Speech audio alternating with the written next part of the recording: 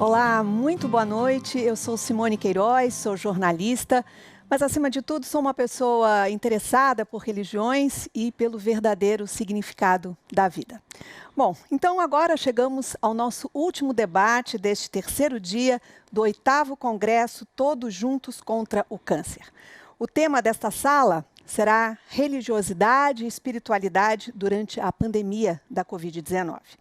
Essa mesa foi organizada pela Associação Médico Espírita e também pela Associação Brasileira de Linfoma e Leucemia, a ABRALE. No painel, nós iremos debater o conceito de saúde espiritual, as restrições sanitárias e a reabertura dos templos religiosos e também o apoio espiritual não presencial por meios alternativos. E agora, então, eu vou chamar os nossos convidados para apresentá-los. Primeiramente, o Dr. Marcelo Saad, médico, membro-diretor da Associação Médico Espírita de São Paulo. Dr. Marcelo, seja muito bem-vindo. Obrigado. Também o Dr. Domingos Vaz do Cabo, médico de família e comunidade do Hospital Sírio-Libanês e vice-coordenador do Grupo de Trabalho de Saúde e Espiritualidade da Sociedade Brasileira de Medicina de Família e Comunidade. Dr. Domingos, muito bem-vindo. Obrigado, boa noite a todos. E, por último, o Dr. Fábio Nasri, presidente da Associação Médico Espírita de São Paulo, médico graduado pela Unifesp. Doutor, boa noite para o senhor. Boa noite. Muito bem-vindo. Nós vamos, então, começar com as nossas apresentações com o Dr. Marcelo. Doutor, por favor, a palavra é sua.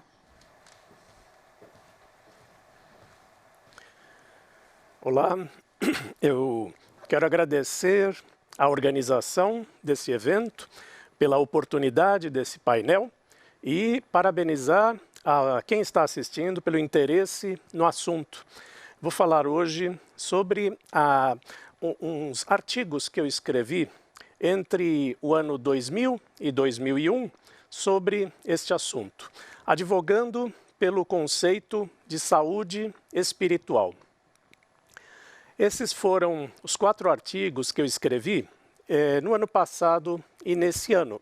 E eu fiz uma junção desses 4 artigos para montar esta apresentação. Esses artigos estão disponíveis neste site onde eu coloco toda a minha produção científica. Em primeiro lugar, é necessário lembrar da associação que existe entre o bem-estar religioso e espiritual e a saúde. Em numerosos estudos científicos já está demonstrada uma associação positiva e causal entre o bem-estar religioso e espiritual e vários aspectos da saúde física e mental, da qualidade de vida e também da longevidade. E na maioria desses estudos, essa associação, como eu disse, é causal. O bem-estar espiritual causa bons parâmetros de saúde física e mental e positiva. Quanto maior o bem-estar religioso e espiritual, maior a saúde física e mental. Estatisticamente significante, quer dizer, não é por acaso, é comprovado de uma forma metodologicamente correta e é também clinicamente relevante, ou seja, a magnitude dos efeitos influencia em desfechos de saúde e de tratamento. Esta associação entre o bem-estar religioso e espiritual e a saúde é explicável por diversos mecanismos, mas vamos resumir da seguinte forma. A pessoa que tem uma estrutura de crenças sólida, a pessoa que tem o seu sistema de crenças que lhe traz força, significado e propósito, associado a esse bem-estar religioso e espiritual que esse sistema de crenças gera, vai trazer para essa pessoa significado, propósito, conectividade, um sentido para a vida, que é o conceito de bem-estar espiritual. Isso leva ao fortalecimento interior, o conforto para os desafios da vida, um bem-estar, uma sensação de segurança e idealismo. E isso leva a um enfrentamento positivo no modo de lidar com as adversidades.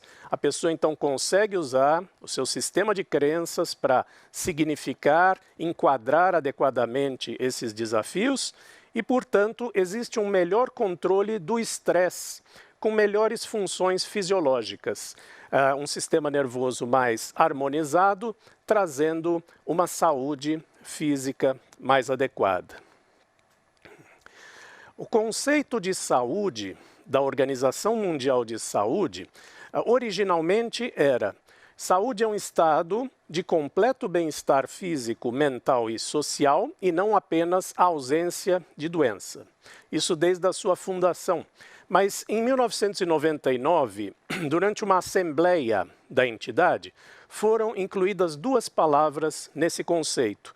Então passou a ser um estado dinâmico, de completo bem-estar físico, mental, social e espiritual, e não apenas a ausência de doença. Isso então incluiu a dimensão espiritual nesse modelo biopsicossocial espiritual. Porém, este conceito não entrou em vigor, apesar de ter sido aprovado na Assembleia. Quando você entra hoje no site da Organização Mundial de Saúde, você ainda vê a definição original de 1948. Enfim, pode não ter entrado por vários motivos, mas pelo menos mostrou o quanto a Organização Mundial de Saúde valoriza a dimensão espiritual do cuidado. E nós temos muitas razões para considerar esse conceito de saúde espiritual. Em primeiro lugar, esse conceito já existe e tem sido utilizado, porque numa pesquisa recente, numa base de dados de artigos científicos médicos, usando o termo exato saúde espiritual, a gente consegue mais de 420 resultados. Portanto, não estamos inventando um termo novo, estamos usando o termo saúde espiritual que já existe. Um outro motivo é que as necessidades espirituais são diferentes das necessidades emocionais e das necessidades sociais. Porque as necessidades espirituais têm a ver com significado, propósito, transcendência, conexão e relação com questionamentos existenciais. Portanto, está fora do escopo do psicólogo e do assistente social. E também porque o apoio espiritual tem que ser considerado um apoio fundamental. Ele deveria ser oferecido junto com outras intervenções conhecidamente benéficas, como a fisioterapia, psicoterapia e etc., porque já está demonstrada a associação entre o bem-estar religioso e espiritual e a saúde física e mental. Nós temos várias formas de nutrir a nossa dimensão espiritual senso amplo, né?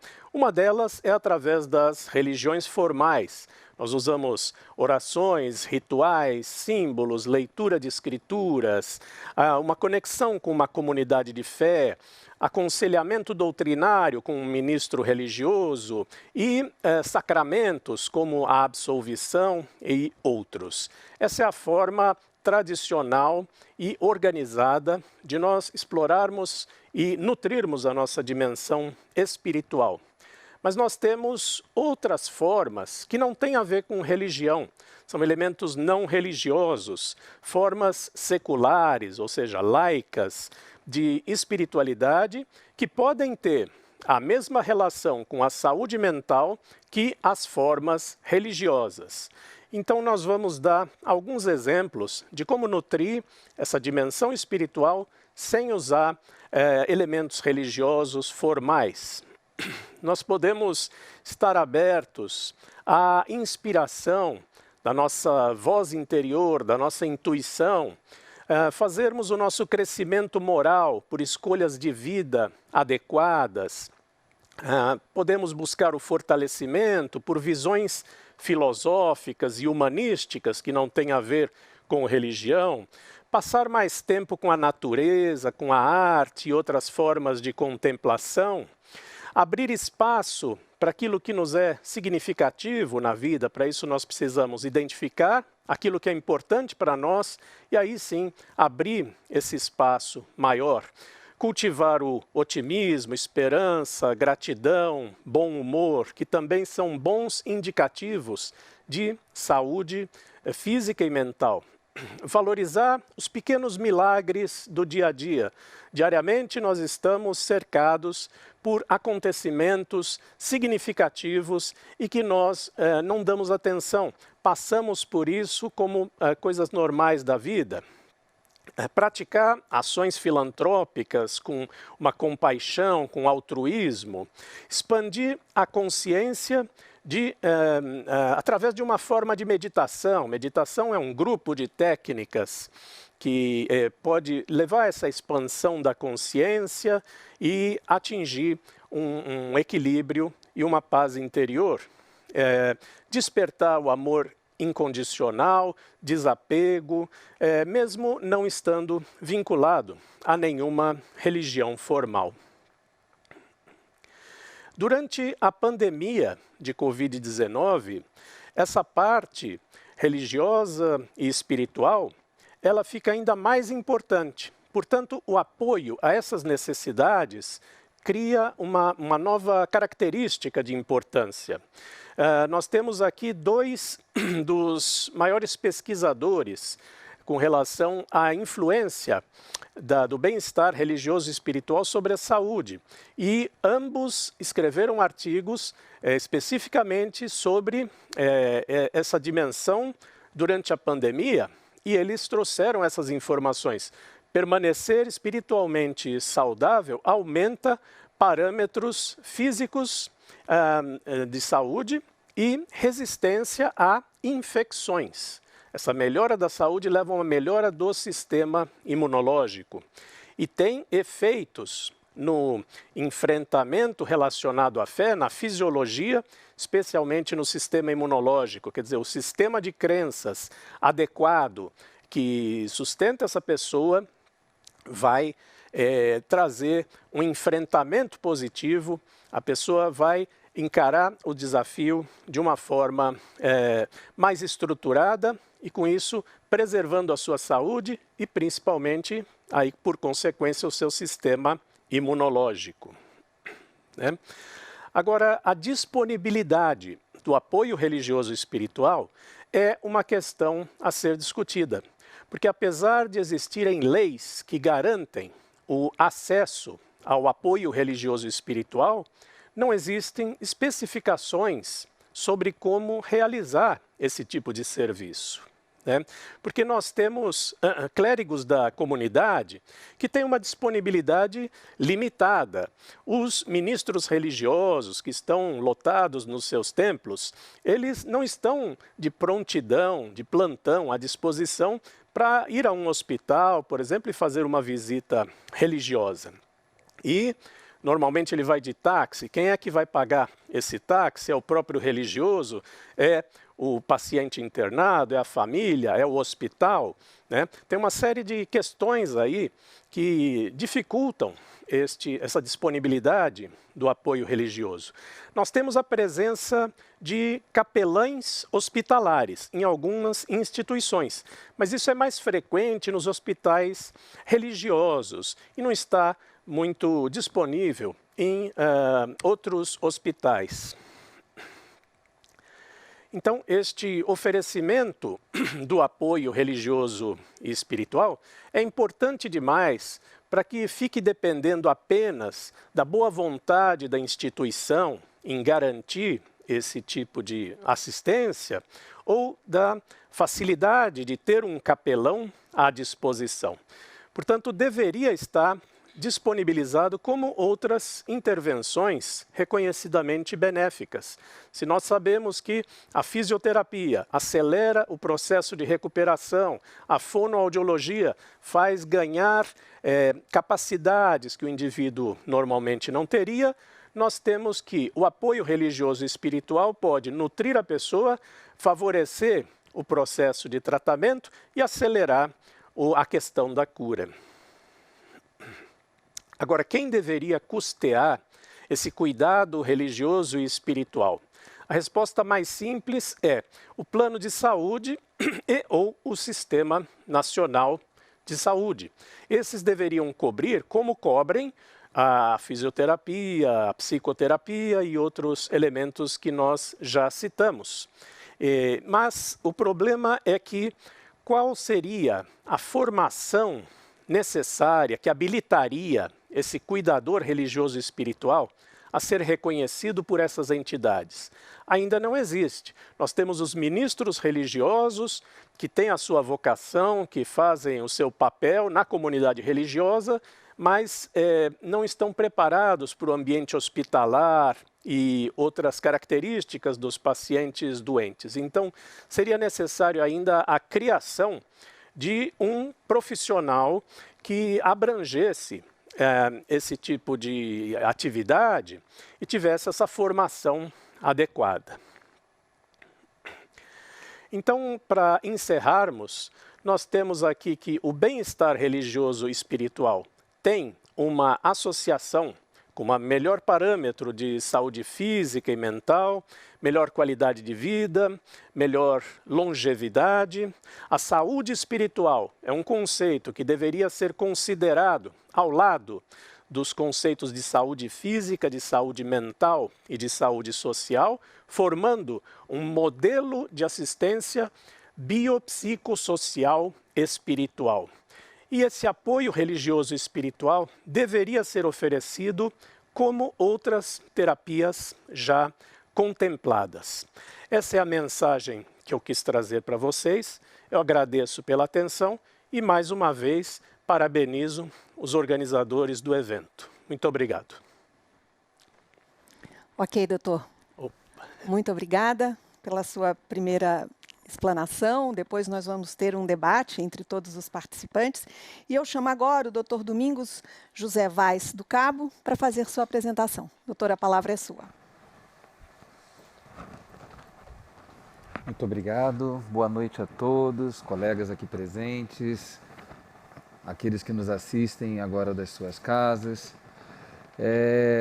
Quando fui convidado a trabalhar com essa reflexão, né, acerca da reabertura dos templos religiosos, logo me ocorreu a necessidade de estar pensando o que nós vamos discutir aqui, né? Vamos discutir simplesmente as medidas sanitárias, as medidas de saúde pública, o uso de máscara, o distanciamento. E, de certa forma, né, a imprensa aqui presente também, todos já têm trabalhado nisso com bastante veemência. Creio que muitos de nós já têm a consciência daquilo que é importante, de fato, fazer nesses momentos de pandemia. Revisitando uma série de artigos religiosos acerca do tema, sobre restrições sanitárias, né, a reabertura dos templos religiosos, eu vejo que várias inquietações que são pouco debatidas, mas que calam fundo aos nossos corações, se encontram aqui presentes. Eu preferi trilhar esses caminhos e quero convidá-los a refletir a respeito aqui comigo. Primeiro de tudo, é importante a gente entender que o papel da religião e da espiritualidade, como foi muito bem dito pelo meu querido colega amigo Saad anteriormente, é mais do que dado e importante, né? Há muito tempo eles já são considerados não só pela saúde, mas também por outras áreas, né, como a área de humanas, né, como uma parte importante das experiências cotidianas, emoções e rotinas dos indivíduos. Então, não estamos falando aqui de nenhuma novidade. Por mais que isso não seja debatido, estamos numa nação eminentemente religiosa e profundamente espiritualizada, ainda que com as suas diferenças, mas onde 93% da população, de alguma forma, tem essa vivência. E, no entanto, o que a pandemia de Covid-19 proporcionou, né, se a gente começar a olhar em vários lugares ao longo do mundo, foi uma revisão desse papel, né, que as religiões desempenham no dia a dia. Porque, ainda que entendamos que as religiões, de alguma forma, tenham a sua importância no sentido de vivência dessa espiritualidade, não há como ignorar a importância das medidas sanitárias, né? Existe um artigo aqui que eu trouxe como exemplo no Arkansas, logo no começo da pandemia, onde após um grupo de estudos bíblicos, 38% da comunidade se viu infectada com a Covid-19. Então, as medidas sanitárias, elas não foram desnecessárias, mesmo levando-se em conta a importância da vivência dessa religiosidade, como já foi muito bem dito aqui anteriormente, em tempos de pandemia. E dentro dessa vivência da religiosidade, a gente vê aqui na foto a nossa querida Aparecida do Norte e a sua peregrinação, que está bem próxima de acontecer, né, no 12 de outubro, né, no dia da padroeira do Brasil, né, Nossa Senhora Aparecida. E a teologia cristã, ela reconhece a importância do lugar religioso, né, reconhecendo solos, edifícios propositadamente sagrados. Agora, mesmo a teologia, ela tem revisto essas questões mais recentemente.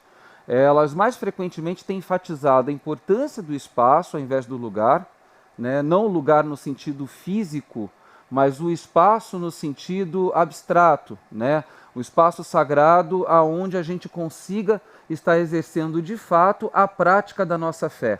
Para além do edifício de pedra, né, aquela nossa casa mental, a nossa casa física, que os orientais trabalham tão bem nos seus conceitos de espiritualidade e que de fato a gente deve estar priorizando nas suas vivências. E de alguma maneira foi isso que a gente acabou observando, né, quando a gente começa a ver a maneira que as religiões tiveram de se reinventar, transmitindo seus cultos, seus programas de maneira virtual, e as pessoas nas casas, ao receberem esses cultos, tendo que preparar o ambiente das suas casas, né, o ambiente onde elas se encontravam, como parte dessa experiência de adoração. Então, de alguma forma, essa reinvenção proporcionou a vivência do sagrado no ambiente da casa, algo que não estava acontecendo, né, de alguma maneira. Esse espaço era só destinado ao formal, então nós íamos a um templo religioso e formalmente lá fazíamos a vivência da religiosidade e dissociávamos essa vivência da nossa vivência cotidiana do dia a dia. Isso, com a pandemia, de alguma forma, proporcionou com que dentro do nosso ambiente do lar nós pudéssemos, de fato, ter essa representação mais formal dessa vivência, transformando cada casa, cada lar, num ambiente de vivência dessa religiosidade. No entanto, a gente não ignora que deixar de frequentar também, por outro lado, fisicamente esses templos religiosos, possam significar um transtorno também, especialmente para determinadas comunidades. Achei esse artigo muito interessante, né? Foi de uma revista americana, onde eles colocam os aspectos relacionados à saúde mental da população negra americana, né, no momento em que a vivência dessas questões se tornaram muito intensas, né, inclusive nos últimos anos nos próprios Estados Unidos. A gente vê que frequentadores de igreja, né, especialmente aquelas igrejas voltadas para a cultura negra norte-americana, se viram, né, isolados dessa vivência comunitária, e esse isolamento proporcionou com que eles adoecessem do ponto de vista mental com muito maior frequência do que aqueles que não tinham esse tipo de vivência ou não frequentavam. Até porque o espaço de vivência religiosa, né, que esses afro-americanos encontravam dentro da igreja era justamente o espaço que eles tinham de ser uma voz contrária ao racismo, ser uma voz contrária à sua perseguição de direitos. E, então, na verdade, tiramos muito mais do que um espaço de vivência religiosa, tiramos o espaço mesmo de vivência social. E extrapolando deles para as demais comunidades, com toda certeza, isso também tem algum nível de significado. Então, aqui estamos entre duas situações, né? A situação onde a gente percebe que, se por um lado nós saímos do ambiente do templo e passamos a vivenciar a espiritualidade no ambiente das nossas casas, com maior segurança sanitária, sem sombra de dúvidas, mas ao mesmo tempo trazendo uma vivência religiosa para casa, por outro, deixamos a vivência comunitária de lado, vivência essa que traz a sua importância de alguma forma. E se a gente observa ao longo da história, a gente não está falando só de pandemia, a gente está falando de ciclos de 500 anos. Né? A cada 500 anos, mais ou menos, a vivência da religiosidade ela tem que se reinventar. Se a gente pega o século VI, por exemplo, quando vimos Gregório, a queda do Império Romano, e a igreja passa a ser incorporada, né, a vivência da igreja católica passa a ser a vivência dominante, 5 séculos depois já temos o cisma do Oriente, onde a gente tem o cisma da igreja ortodoxa. Mas 5 séculos depois, a reforma protestante, convidando a um outro tipo de vivência, né, mais voltada para os parâmetros do evangelho, já que a igreja havia se distanciado naquele momento um pouco para uma vivência mais ritualística e menos voltada para os estudos teológicos. Mas 5 séculos depois, estamos aqui na pós-modernidade, onde o próprio ser humano ele quer reinventar e entender, reescrever esse significado de religião. A religião tem que fazê-lo com que ele vivencie a espiritualidade, lhe dando propósito, significado e transcendência, em última análise, atendendo a esse apelo individual, mas não egoísta, do ser humano na busca de si mesmo. Então, retomar as atividades religiosas, ela se faz fundamental e, sem dúvida nenhuma, vai exigir uma mudança no comportamento de toda a população, ou seja, uma colaboração mútua de todos os envolvidos, com distanciamento social, uso de máscara, higienização das mãos, frequência nos templos reduzida a 20%, 30%, a depender das legislações locais, porque qualquer ação que vai implicar na descrença da gravidade da atual situação ou desrespeito ao momento que vivemos, pode nos fazer retroceder. E nós, quanto seres espirituais e com vivência religiosa, devemos ter consciência dessa responsabilidade.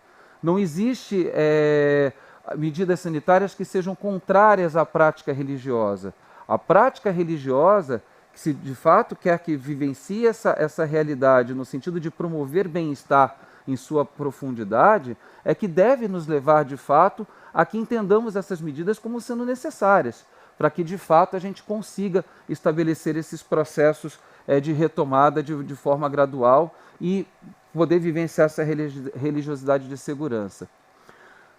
No entanto, somos convidados a entender esse momento, né, já que estamos falando de ciclos de 500 anos e a pandemia nos mergulha exatamente no início desse novo ciclo, aqui no século XXI, de entender profundamente o significado da vivência dessa nossa religião. E aí eu remeto aqui ao significado profundo da palavra eclésia, de onde vem a palavra igreja. É uma palavra em grega, é uma composição que significa ser chamado para fora. Ou seja, quando falávamos da eclésia, falávamos dessa comunidade, dessa assembleia, que remete aos primórdios da democracia, né, onde todos eram convidados à ágora, à praça, para discutirem situações que refletiam as necessidades do bem comum. Então, se as necessidades são do bem comum, precisamos sair da nossa casa, do nosso individualismo, para daí então, em encontro à ágora, ao encontro com os outros, estabelecer a discussão desse bem comum. Nunca esse significado teve tanta profundidade quanto em momentos como agora, quando nós estamos discutindo isso, né? E isso nos remete a uma outra lógica que eu trago da medicina de família, que é a lógica do território vivo. Porque vocês poderiam dizer, sim, sair da nossa casa então e voltar para os templos religiosos imediatamente, mas voltar com segurança e responsabilidade, entendendo que mesmo em nossas casas nós também estabelecemos essa vivência de religiosidade, essa vivência espiritual, né? Então precisamos tornar essa religiosidade e espiritualidade mais acessíveis, né? E que condições? Especialmente nas condições de vulnerabilidade, onde a nossa presença se faça necessária, não simplesmente para frequentar um templo, mas sobretudo para fazer dessa frequência algo que modifique de maneira profunda aquilo que a gente deve estabelecer com relação àqueles que são os mais vulneráveis. Então é esse movimento de sair de dentro para fora. Eu acho que se existe uma mensagem que a pandemia nos traz de forma muito profunda, é essa necessidade de reafirmar a integridade e fidelidade ao Evangelho, assumindo lutas e sofrimentos do mundo, favorecendo aos mais desvalidos, aos pobres, como a gente vê aqui, por exemplo, o padre Júlio Lancelotti, no seu belíssimo trabalho, e tantos outros trabalhos religiosos, que não foi por conta da pandemia. Vejam aqui que ele está usando as suas medidas de distanciamento social, suas medidas sanitárias adequadas, mas não deixou de vivenciar aquilo que de fato é necessário, estabelecer justiça, paz e plenitude de vida para todas as pessoas e criação. Isso nos remete ao significado de espiritualidade trazido por essa médica paliativista maravilhosa, Cristina Puchalski, que vale a pena ser lido ipsiliter, onde ela diz que a espiritualidade é um aspecto dinâmico e intrínseco da experiência humana, por meio do qual se busca e se expressa o significado, o propósito e transcendência da existência. Tal estado perpassa a vivência da pessoa em suas relações consigo mesma, com a família, com os outros, a comunidade, a natureza e com aquilo que é significativo e sagrado. E nesses momentos de pandemia, o que passa a ser sagrado? E aí passa a ser sagrado refletir nossa relação conosco, com o outro, com a natureza, né, e por consequência com tudo aquilo que é transcendente.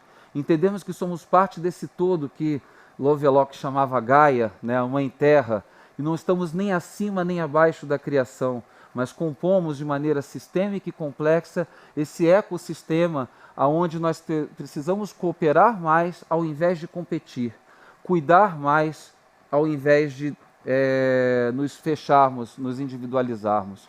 É hora da gente trocar o pensamento do cartesiano, né, o penso, logo existo, pelo cuido, logo sou. E aí, atender esse chamado que Leonardo Boff, como exemplo de teólogo aqui, nos coloca de maneira muito intensa e categórica, que o coronavírus seria o ultimato para nós mudarmos essa relação com a Terra. E mudar essa relação ecossistêmica é, sem sombra de dúvida, mudar a maneira como vivemos essa religiosidade, essa espiritualidade.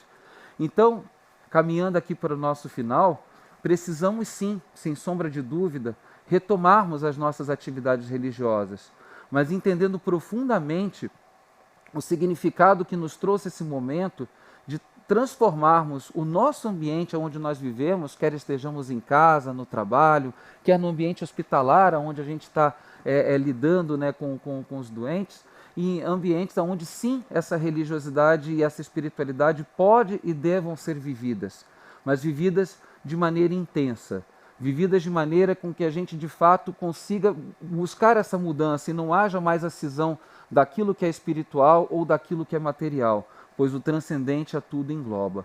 Ou, em últimas palavras, essa mensagem trazida aqui por nós, tanto pela foto, com os doutores da alegria, né, cuidando de crianças aqui com câncer, né, porque isso também é cuidado, e a mensagem cristã, né, que eu escolhi assim dessa maneira por remeter à nossa tradição maior, que é a tradição cristã, mas que também remete a uma passagem de Isaías que passa pela tradição judaica e que também profundamente conversa com as tradições orientais e com todos aqueles que entendem a espiritualidade da sua forma mais profunda.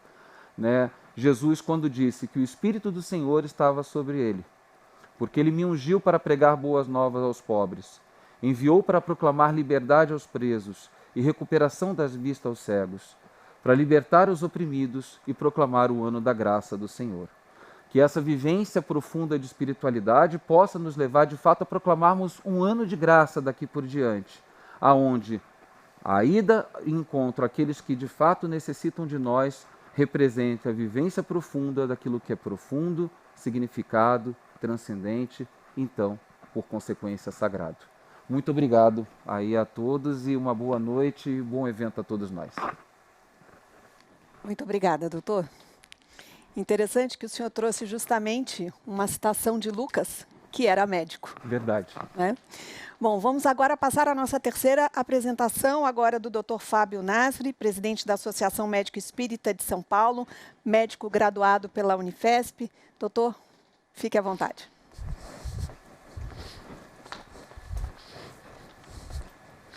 Boa noite.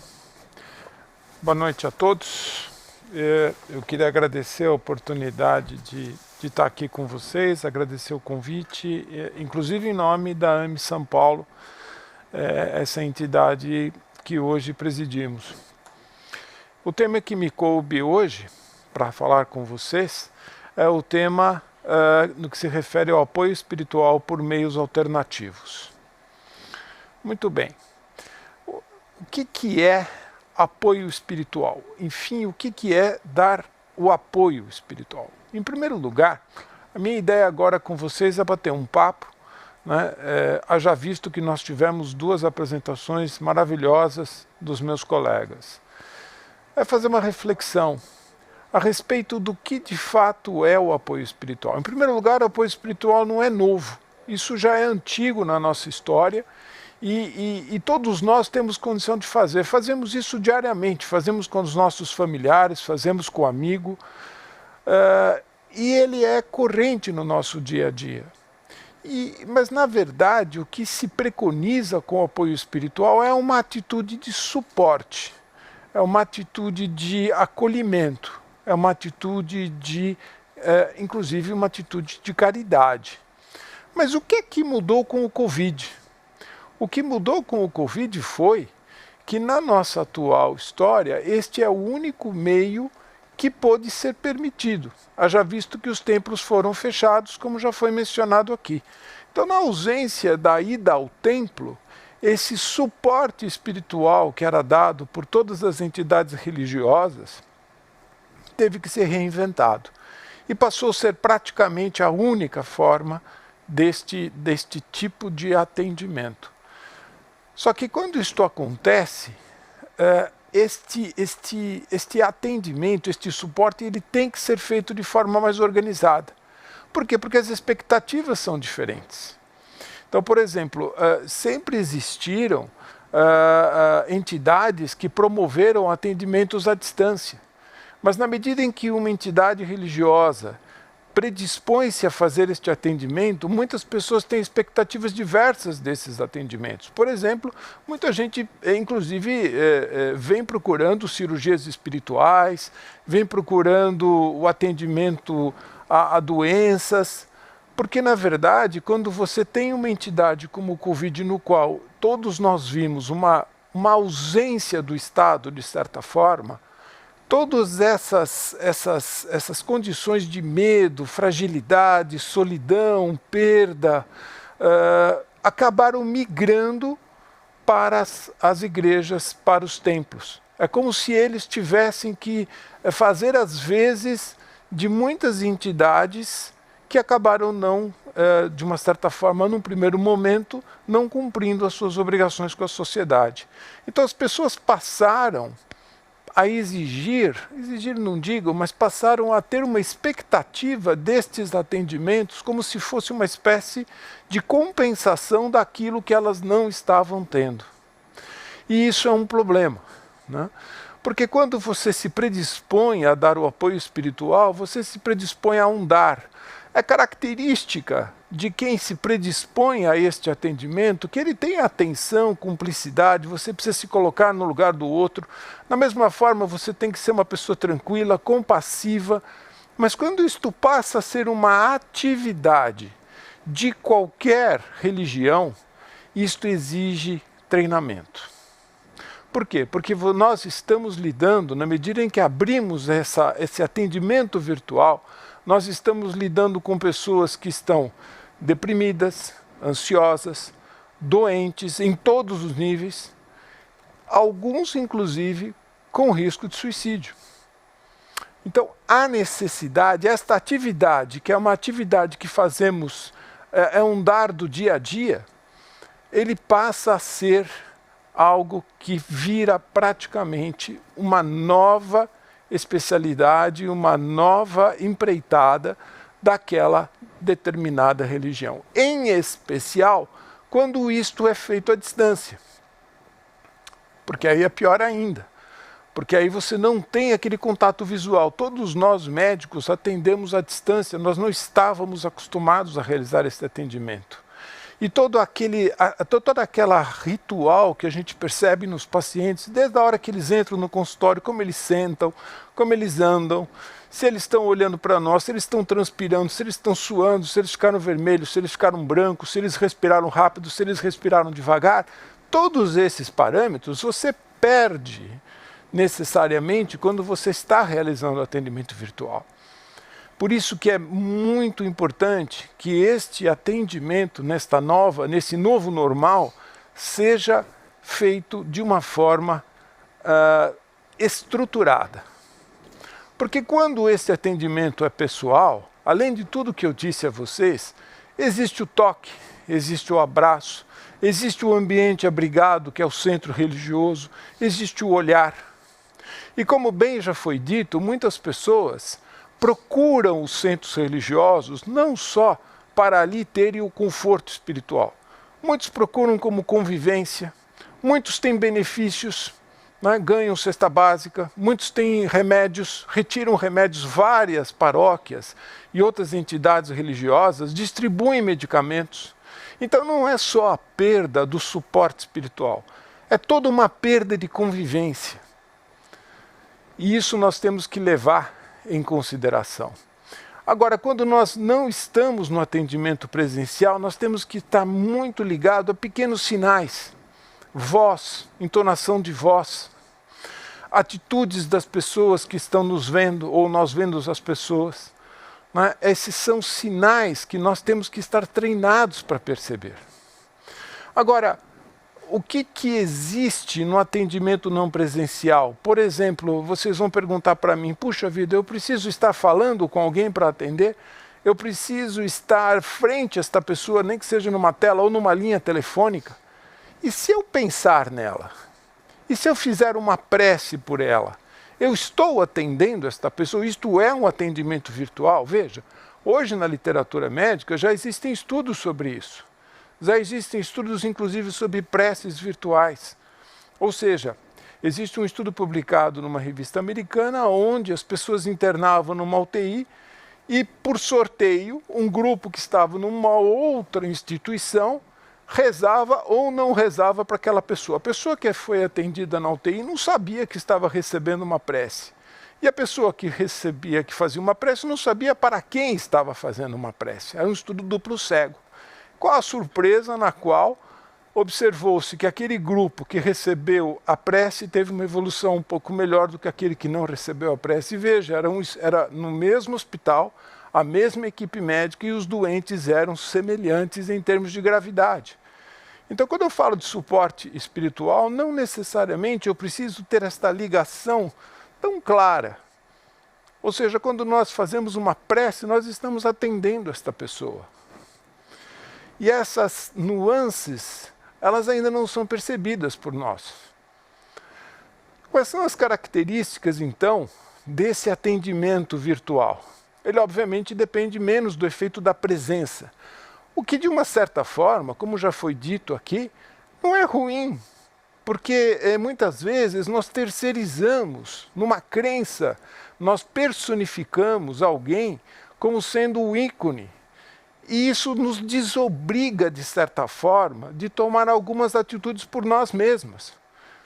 E nós também temos a tendência a determinar que determinado procedimento de transfusão fluídica ou energética venha através de algum objeto, de algum meio, seja uma hóstia, seja uma água benta, seja o que for. Seja uma imposição de mãos. Então, muitas vezes, nós terceirizamos essa distribuição de energia, sendo que nessa hora nós nos desobrigamos de fazer isso por nós mesmos. Né? Quando falamos de atendimento à distância, aí também não tem jeito, porque às vezes você pode fazer numa assembleia religiosa um culto para várias pessoas. Você pode fazer isso em casa também para várias pessoas, mas na hora que você fala de suporte espiritual e atendimento espiritual, aí, meu amigo, não tem jeito. Na grande maior parte das vezes funciona no 1 a 1, porque as necessidades são distintas. E como eu falei, na verdade, as pessoas muitas vezes nos procuram no desespero pela falta do suporte das instituições, muitas vezes. E as necessidades são muito díspares. É muito difícil você atender a todos do mesmo jeito. E outra coisa interessante que nós temos percebido é que na medida em que você se desobriga um pouco do centro, as pessoas migram de crença muito facilmente. Ou seja, as pessoas procuram um centro espírita, depois vão procurar uma meditação budista, depois vão procurar um templo ou outro. O que é normal, isso já acontece. Mas na medida em que as pessoas não são vistas nos centros, ou não são vistas nas igrejas, nas sinagogas, nas mesquitas, elas passam a se desobrigar um pouco desse papel de ser visto, que é outra coisa que as pessoas, infelizmente, muitas vezes vão aos centros religiosos para isto, né?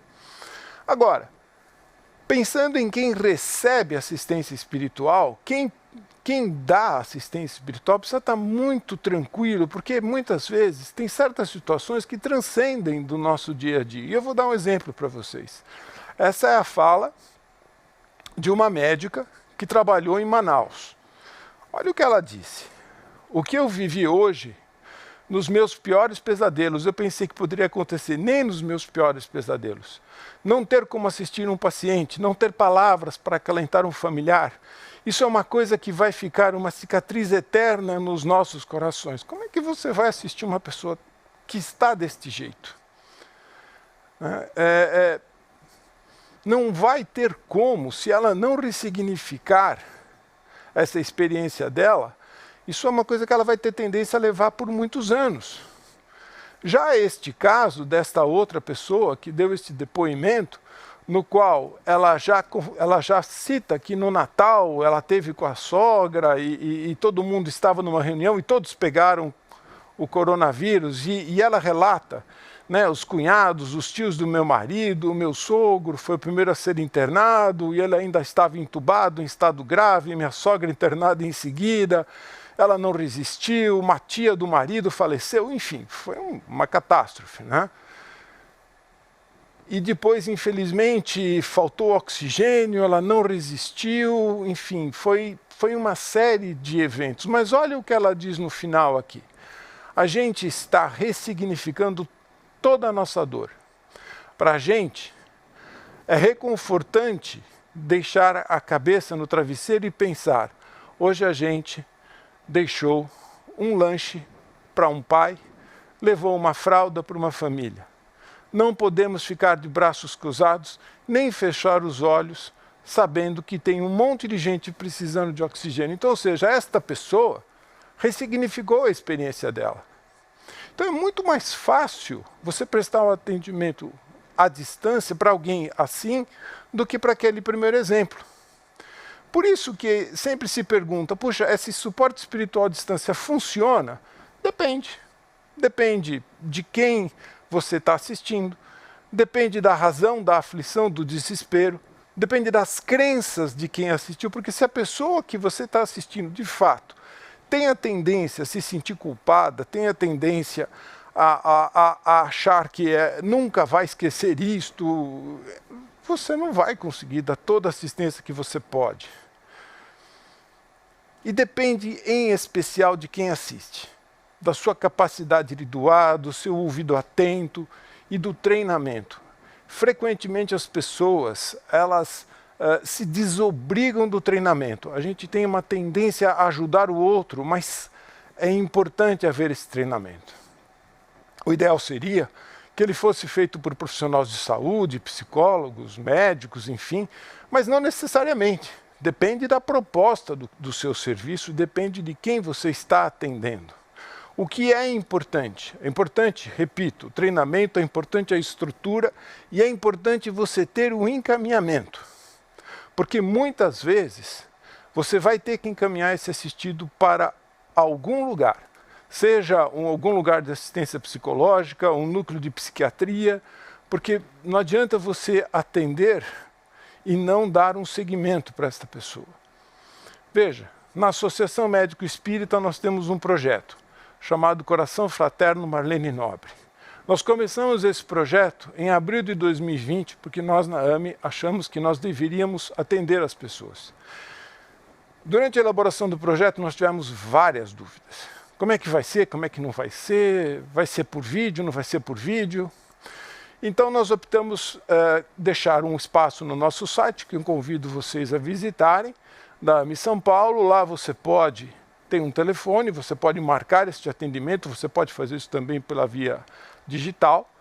E no horário marcado, um de nós vai ligar. Nós contratamos um sistema de VoIP, né, que é um sistema de ligação por celular, a pessoa não tem acesso ao nosso número, mas nós temos uma escala de plantão e um de nós liga e fica com a pessoa meia hora. Nós Já é dito que vai ser meia hora, já é dito que não é atendimento médico, é um suporte, é uma ausculta, é um acolhimento. Veja, nós já atendemos, nós já recebemos 791 solicitações, as mulheres acabam procurando mais, provavelmente porque as mulheres são bem mais desinibidas que nós homens, e as solicitações vêm do Brasil inteiro, inclusive de fora do Brasil. E o mais importante, 64% dos atendimentos não são resolvidos num atendimento só. Muitos precisaram de um retorno. E muitos foram encaminhados para o núcleo de assistência psiquiátrica da AME São Paulo. Nós temos um grupo de psiquiatras, porque muitos tinham risco de suicídio, muitos estavam deprimidos, muito culpados, muitos perderam familiares, perderam filhos, não sabiam significar esta perda. Então, esse atendimento hoje em dia, seja por que via, seja por que forma, ele é novo, desta forma, mas ele já existia. Não há a presença daquele campo, né, que a gente normalmente observa nas igrejas, ou enfim. Mas, na ausência deste campo, o que de fato nos liga ao outro que está nos procurando naquele momento? Qual é a raiz? A raiz é a humanidade. Porque nós lembramos que somos todos um, somos todos irmãos. E é essa raiz única que nos une. E esse atendimento, ou a pandemia, de uma certa forma, nos remete a essa raiz única. É por isso que daqui para frente, talvez realmente as coisas mudem. Porque nós somos lembrados da nossa raiz comum. E como diria Jung, conheça todas as teorias, domine todas as técnicas, mas ao tocar uma alma humana, que você seja apenas uma outra alma humana. Muito obrigado, uma boa noite a vocês. Muito obrigada, doutor. Então já tivemos as 3 apresentações e vamos começar com algumas perguntas agora, debates. E eu lembro a vocês que estão nos assistindo que todos podem comentar sobre o nosso evento. Basta usar a hashtag #MovimentoTJCC. Bom, eu queria começar pelo doutor Marcelo, perguntando o seguinte, doutor. O tema da morte, ele é muito comum no cotidiano dos médicos, dos profissionais de saúde de uma maneira geral. Acho que de jornalistas também. Mas a Covid trouxe para as pessoas em geral essa lembrança de que nós podemos morrer a qualquer momento. Podemos ser jovens, ricos, velhos, ela não escolhia necessariamente quem ela vai atingir. E nos deu, então, nos aproximou desse significado da finitude da vida. Eu gostaria de perguntar para o senhor se o senhor acha que, de uma maneira geral, os médicos e os profissionais de saúde entenderam que nós, pacientes, estávamos e estamos ainda impactados. A gente conhece pessoas que, quando descobrem que estão com Covid, já entram num pânico, num desequilíbrio mental e espiritual também, porque acham que vão morrer, porque se veem diante desse tema. O senhor acha que os profissionais de saúde entenderam esse novo momento dos pacientes? Boa pergunta. Veja, a morte é a única certeza da vida. E nós temos uma dificuldade muito grande de conversar sobre a morte. Nós não debatemos isso, nós não dizemos como é que eu quero o meu funeral, deixar instruções escritas a respeito disso. Isso é uma característica bem forte aqui nos latinos.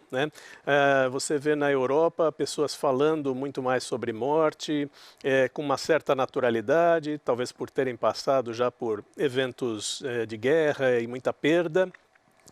Mas entre nós aqui vai depender também da formação desse profissional, da formação que ele tem e da sua formação humana também.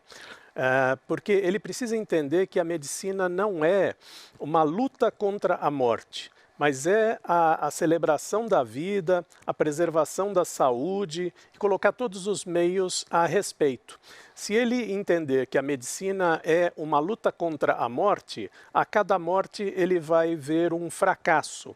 Isso vai dar uma frustração que não é adequada, não cabe, né, nesse pensamento.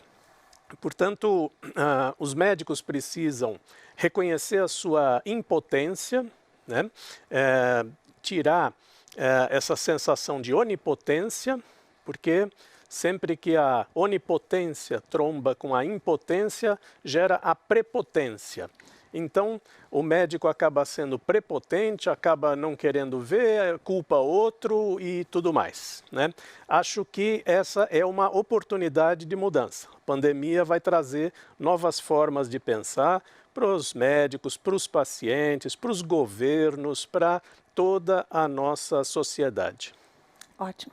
Doutor Domingos, o senhor falou muito sobre os templos abertos ou não.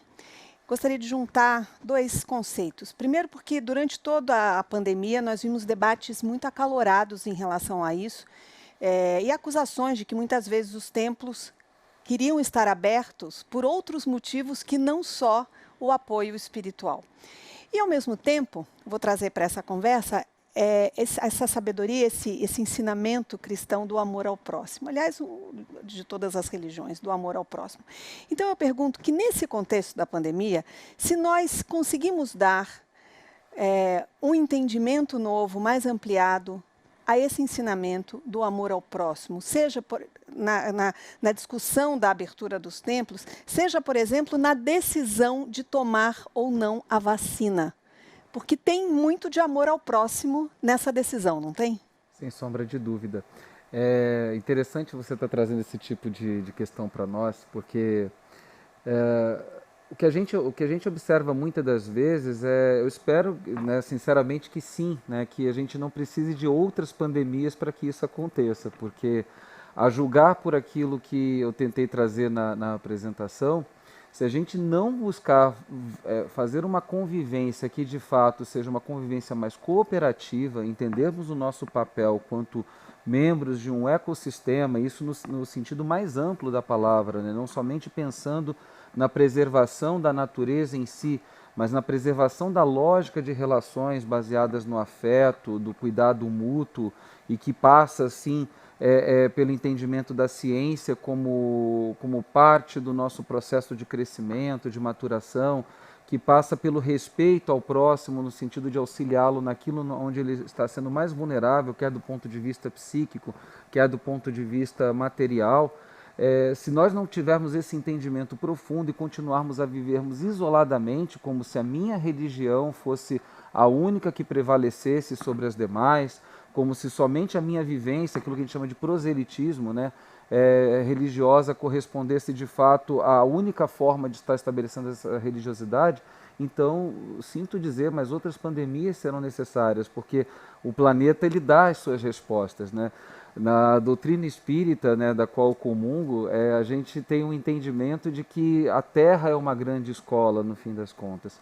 E sendo essa grande escola, ela tem várias maneiras de ensinar. A pandemia foi uma delas. Ensinar a fazermos da ciência não algo onipotente, acho que os cientistas entenderam esse recado também, de que a ciência não é tão onipotente assim frente a determinadas questões e por isso estão tendo humildade suficiente para reverem seus estudos e criarem novas vacinas e criarem novos esquemas de abordagem do tratamento, mas também para que nós que temos uma vivência religiosa e espiritual, deixemos essa onipotência de lado também e vivamos de fato aquilo que nos é pedido, né? Que sejamos as mãos operantes dessa transcendência, no sentido de promover o cuidado, no sentido de promover, de fato, o benefício do próximo como sendo o marco maior da vivência da nossa espiritualidade. Ótimo. Agora eu vou fazer uma pergunta para o Dr. Fábio. Dr. Fábio, há pessoas que acham que a doença é um castigo de Deus. E dentro do conceito espírita, nós sabemos que é dito, foi ensinado pelos espíritos isso, de que a doença no corpo físico ela é uma manifestação, na verdade, de uma doença que está no espírito.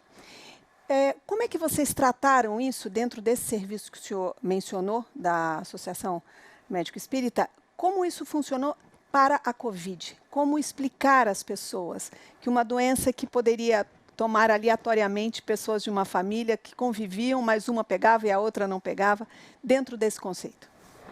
Veja, essa é uma pergunta muito boa. Nós trabalhamos no conceito também da vulnerabilidade, né? Ou seja, as pessoas têm possibilidades determinísticas de terem determinadas condições clínicas segundo as suas possibilidades, vivências pregressas, enfim.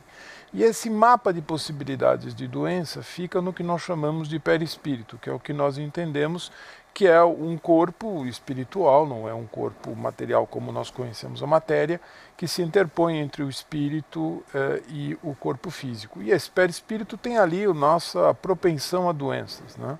Que podem ou não acontecer, as coisas não são necessariamente assim tão determinísticas e tão rígidas. Nós também podemos entender nesse contexto que determinadas pessoas, elas poderiam estar predispostas a adquirir esta infecção a partir de uma certa perda de vitalidade. Seria uma das explicações. Não é a única, provavelmente nem é a correta, mas é uma possibilidade, que as pessoas tenham se desvitalizado através dos seus pensamentos, das suas opções pessoais, e acabem se tornando mais disponíveis ou predispostas, né? Não cabe aqui nenhum julgamento de punição, nenhum julgamento de o que eu fiz de errado, culpa. Nós não estamos falando de um Deus que pune, nós estamos falando de circunstâncias, né? Circunstâncias que acontecem durante a vida inteira. Por exemplo, se eu estiver incauto e for atravessar a rua distraído, eu vou ser atropelado. Eu não vou colocar a culpa em outras pessoas ou em alguma outra entidade, né? Eu aqui não prestei atenção. Então, da mesma forma que se eu não cuidar da minha saúde, posso ter um infarto, posso ter uma hipertensão. E se eu não cuidar da minha saúde espiritual, né, como foi apresentado aqui pelo próprio Marcelo e pelo Domingos, eu não vou estar dando para mim as melhores chances que eu posso ter. Então, na verdade, veja, o vírus está aí para todos, né? E se as pessoas não tomarem os cuidados que a saúde preconiza, elas, de uma certa forma, de um jeito meio distraído, também vão estar se expondo a ter infecções. Não adianta colocar a culpa em Deus, somos nós que nos tornamos predisponíveis. Não vamos dar trabalho para Deus, além da conta também, né? Temos que fazer a nossa parte. O to-do list dele está grande, eu também. Doutor Marcelo, nós tivemos muitos casos de doenças mentais desenvolvidas agora ao longo da pandemia, não só por quem pegou a Covid e sobreviveu e se desequilibrou, mas pelas pessoas que conviveram com elas, o medo, a impossibilidade de sair de casa. Nós estamos pagando uma conta muito alta também por isso. Eu queria entender, dentro dessa dimensão espiritual, do conceito de saúde mais amplo, de que forma essa perspectiva espiritual pode ajudar no tratamento, seja individual ou coletivamente, dessas doenças mentais? O importante é nós usarmos a nossa bagagem espiritual, a nossa poupança de fé nesses momentos demandantes. Nós precisamos fortalecer o nosso interior continuamente, ao longo de toda a nossa vida, para que as coisas de fora da vida, do mundo, do exterior, não determinem como é que vai ser a nossa paz, o nosso equilíbrio, o nosso mundo interior. Então, quanto mais fortalecido esse nosso mundo interior, menos abalado ele fica com acontecimentos ao nosso redor. E nós precisamos sempre fortalecer esse templo interior, esse refúgio, para onde a gente corre nesses momentos que estão fora do nosso controle, praticando continuamente a fé e a paciência, principalmente. né? Se a gente tiver uma atitude de entrega e de aceitação, nós vamos estar fortalecendo esse nosso núcleo, esse nossa proteção interior, né? Uma entrega, como se a gente desse um cheque em branco para Deus preencher, uma aceitação, sabendo que não entendemos tudo agora, mas algum dia nós vamos entender melhor. Tudo isso vai trazendo os ingredientes para esse fortalecimento interior, que tem que ser um trabalho contínuo e que a gente resgata nesses momentos desafiadores. Doutor Domingos, eu já ouvi muitas vezes médicos criticando pessoas que têm muita religiosidade e que, por isso, muitas vezes deixam de tomar os remédios, de fazer os exames, de tomar as medidas, porque elas acreditam toda a sua saúde, o seu bem-estar, a essa entidade externa. Pode ser Deus, Jesus, Alá, enfim. Como é que o senhor sugere para se chegar a esse equilíbrio, não só para os doentes, mas para os médicos também, para que entendam essa força religiosa que muitos pacientes têm? Eu acho que é importante que, mais do que nunca hoje, de que os médicos eles tenham a compreensão de fato dos aspectos culturais, aquilo que a gente chama em medicina de família de competência cultural, onde a gente compreende o papel que essa espiritualidade desempenha na vida dessas pessoas, né? Eu posso ilustrar essa história com um exemplo. Ótimo. Tá? Eu tenho um caso, não foi comigo, foi com um colega, de uma senhora que frequentava um terreiro de Umbanda, e ela tinha um problema muito sério pulmonar, já estava evoluindo com um quadro de enfisema, mas a entidade espiritual que se servia dela, né, que ela dizia ser o cavalo dessa entidade, fazia com que ela fumasse, com que ela bebesse, e por conta disso ela acabava por prejudicar toda a sua lógica de tratamento. Qual é a resposta? É dizer que ela que não frequente a Umbanda? Obviamente que não, porque certamente ela encontrava lá significado, propósito. Agora, o médico que entende o papel dessa religiosidade na vida dessa pessoa, em compreendendo esse aspecto, faz o que esse colega fez.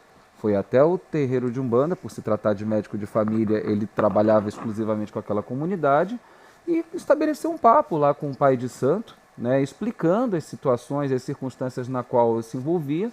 O pai de santo disse, olha, vamos ter que resolver isso com a entidade espiritual. E levou a questão para a entidade espiritual, que naquele momento conseguiu colocar para ela que de fato, olha, não preciso mais que ela faça então o uso do cigarro nem do álcool aqui para que ela continue professando a sua fé. E a liberou desse trabalho. Mas isso tudo, eu estou falando de uma forma muito rápida, parece que foi assim rápido, resolveu num estalar de dedos. Mas na verdade, com algumas conversas e mais esse entendimento profundo e mais do que entendimento, respeito à vivência religiosa, proporcionou que essa senhora tivesse o cuidado da sua saúde como parte da manutenção do seu significado e propósito, sem que ela precisasse abdicar da vivência religiosa, que certamente tinha também a sua importância no seu tratamento. Então a gente casa isso, né? Porque no fundo, é o que a Cristina Puchalski nos coloca como significado de espiritualidade. Tudo é uma questão de cuidar de si, de cuidar do outro e de cuidar do todo. E olhar, como esse médico fez, né, não apenas como um caso a ser tratado, né, como um doente, mas como uma pessoa que sofria, né, e precisava de solução. Doutor Fábio, o senhor mencionou aqui a questão do atendimento à distância, e nós sabemos que as casas espíritas, em sua maioria, à chegada da pandemia e da quarentena, colocaram vários serviços online, né? Nós temos hoje palestras, grupos de estudo, aulas.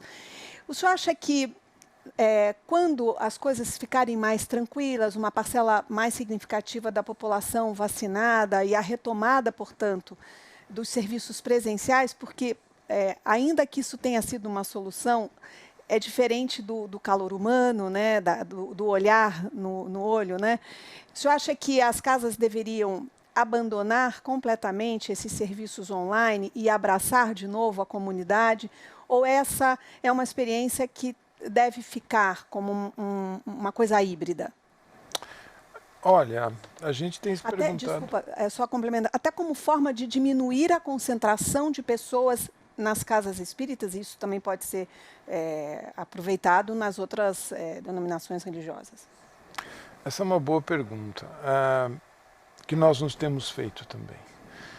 Eu entendo que os serviços virtuais não vão parar. Eu acho que eles vieram para ficar, até porque a abrangência, o alcance deles é muito grande. Nós vivemos numa cidade como São Paulo, cujo deslocamento não é fácil. A maior parte dos atendimentos prestados nas casas espíritas se dá no final da tarde, à noite, quando a cidade tem o rush. Então não é fácil, muitas vezes, chegar numa casa espírita, nem todo mundo mora perto de uma casa espírita. E também a questão da georreferenciação das casas, sejam elas casas espíritas, igrejas, sinagogas, nem sempre a gente se afeiçoa àquela casa que está no nosso bairro. Às vezes eu mesmo, por muitos anos, cruzei São Paulo porque eu me afeiçoava a uma determinada casa.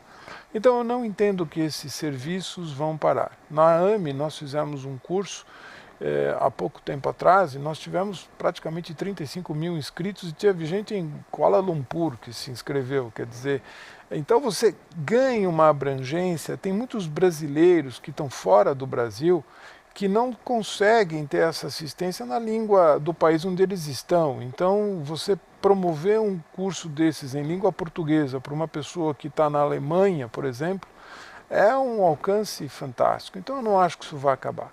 Porém, eu acho que também é uma oportunidade para as casas espíritas revisarem o tipo de atendimento que elas querem prestar. Talvez nós tenhamos mais possibilidade de dar recursos às casas espíritas em termos de trabalhadores para que este atendimento seja seletivamente melhor. Ou seja, atender de fato as pessoas que estão mais necessitadas, atender de fato as pessoas que estão mais precisando daquele atendimento, ou seja, talvez otimizar recursos, não só recursos estruturais, mas mobilizar os médiuns, para que a gente consiga ser mais assertivo nessa prática, né?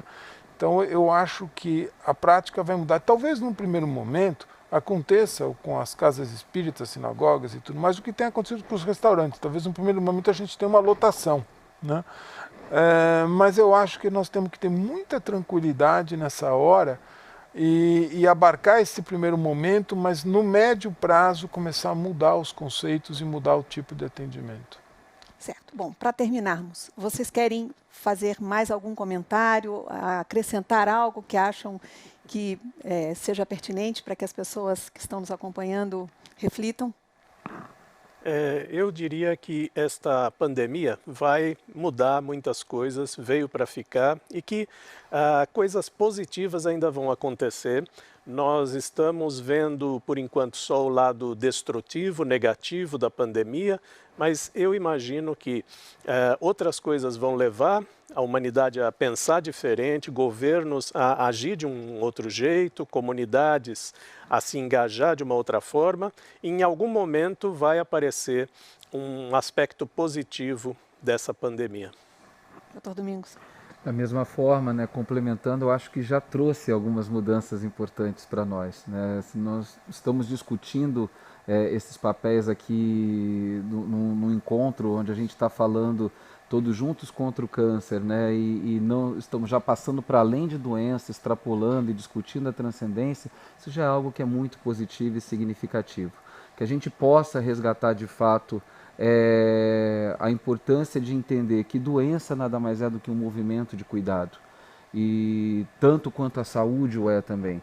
Então a doença ela é desejável para ensinar, né, do ponto de vista imunológico, do ponto de vista mental, do ponto de vista psíquico e por que não também do espiritual, que o ser humano ele tem um papel maior do que simplesmente caminhar por sobre a face da Terra, mas compor com ela esse todo sistêmico que nos faz pertinentes a essa Gaia, a Mãe Terra, e cuidadores uns dos outros.